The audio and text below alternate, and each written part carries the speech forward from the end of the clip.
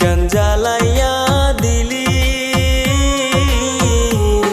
করছিলাম কি আমি বন্ধু তোর কোনো ক্ষতি, বন্ধু তোর কি কোনো ক্ষতি।